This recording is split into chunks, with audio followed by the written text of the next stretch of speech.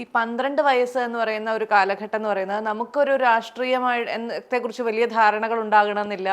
ആ ഒരു കാലഘട്ടത്തിലാണ് ആദ്യമായിട്ട് RSS അല്ലെങ്കിൽ അങ്ങനെ ഒരു വിദ്യാർത്ഥി പ്രസ്ഥാനത്തിലേക്കെങ്കിലും പോകുന്നത് അല്ലെങ്കിൽ ആകർഷണമാകുന്നത്.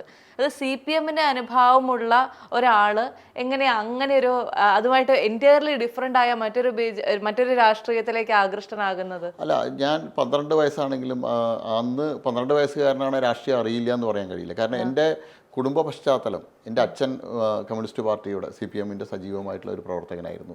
എൻ്റെ അച്ഛൻ്റെ കസിൻ ബ്രദർ 27 കൊല്ലം കൊല്ലങ്കോട് ഗ്രാമപഞ്ചായത്തിൻ്റെ പ്രസിഡന്റ്, 30 വർഷക്കാലത്തോളം CPMന്റെ കൊല്ലങ്കോട് MLA. അപ്പോൾ എന്നെ സംബന്ധിച്ചോളം ഞാൻ ചെറുപ്രായത്തിൽ തന്നെ രാഷ്ട്രീയ കേട്ടും കണ്ടും വളർന്ന ആളാണ്. അല്ല, അപ്പോഴും അങ്ങനെയാണെങ്കിൽ സ്വാഭാവികമായും നമ്മൾ എന്താ സംഭവിക്കുക? നമ്മുടെ വീട്ടുകാർ ഏത് രാഷ്ട്രീയമാണോ ഫോളോ ചെയ്യുന്നത് അതിലേക്ക് പോകാനുള്ള ഒരു ടെൻഡൻസി അല്ലേ കൂടുതൽ വരേണ്ടത്? അല്ല, ഞാൻ ആകൃഷ്ടനായത് RSSന്റെ ശാഖയിലൂടെയാണ്. RSSന്റെ ശാഖയിൽ ഞാൻ യാദൃശ്ചികമായിട്ടാണ് RSSന്റെ ശാഖയിൽ എത്തുന്നത്. എനിക്ക് ദൈവവിശ്വാസം കൂടുതലായിരുന്നു. ഞാൻ എല്ലാ ദിവസവും ക്ഷേത്ര സന്ദർശനം നടത്തുന്ന ആളാണ്. എൻ്റെ കൂട്ടുകാരോടൊപ്പം ഞാൻ ക്ഷേത്ര സന്ദർശനത്തിന് വിക്ടോറിയ കോളേജിനടുത്തുള്ള നീരാട്ട് ഗണപതി ക്ഷേത്രത്തിൽ ക്ഷേത്ര ദർശനത്തിന് എത്തുന്നു. അവിടെ ഒരു കൂട്ടം ചെറുപ്പക്കാർ അവിടെ ഇരിക്കുന്നുണ്ട്, വട്ടത്തിലിരിക്കുന്നുണ്ടായിരുന്നു. അതിൽ ഒരാൾ എന്നെ വിളിച്ചു പറഞ്ഞു, ഇവിടെ വരൂ പറഞ്ഞു. ഞങ്ങൾ എല്ലാവരും കൂടിയിട്ട് ആ റൗണ്ടിനുള്ളിൽ, അവരിയ്ക്കുന്ന ആ വട്ടത്തിനുള്ളിൽ ഞങ്ങൾ ഇരുന്നു. പിന്നെ കഥകൾ പറയുന്നുണ്ടായിരുന്നു, പാട്ടുകൾ പാടുന്നുണ്ടായിരുന്നു, കളികൾ ഉണ്ടായിരുന്നു. ആദ്യത്തെ 3-4 ദിവസം അത് ശാഖയാണെന്ന് പോലും എനിക്കറിയില്ലായിരുന്നു. പിന്നീടാണെന്ന് ഞങ്ങളുടെ പ്രദേശത്ത് വലിയ വിവാദമായി.